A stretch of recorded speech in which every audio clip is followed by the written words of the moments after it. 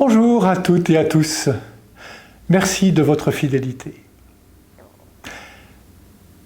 Nous sommes entre l'Ascension et la Pentecôte. Les premiers chrétiens sont encore dans le repli. Pierre et les 120 autres disciples de Jésus sont dans l'attente de l'Esprit Saint promis par le ressuscité. Judas est mort. Pierre estime qu'il doit être remplacé pour rétablir le lien entre le peuple juif de la première alliance, composé de 12 tribus, et celui de la nouvelle alliance, l'Église, composée de 12 apôtres. 12 est un chiffre de plénitude, pour signifier que toute la multitude humaine est concernée par la promesse du salut de Dieu. Pierre prend l'initiative. Il organise les choses. Pour bien montrer que l'Église n'est pas qu'une simple organisation humaine, Pierre commence par s'appuyer sur les Écritures.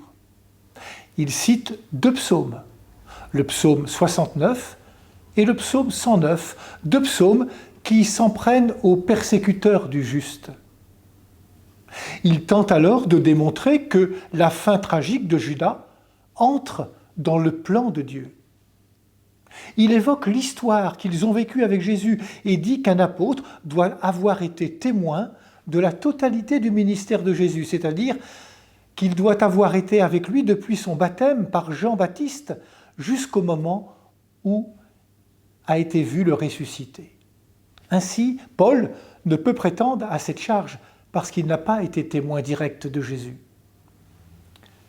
Puis, pour signifier que la décision du choix ne repose pas que sur la communauté humaine, Pierre invite à la prière avant d'utiliser le tirage au sort qui était une pratique courante dans le Premier Testament. C'est ainsi que Matthias va rejoindre le groupe des 12.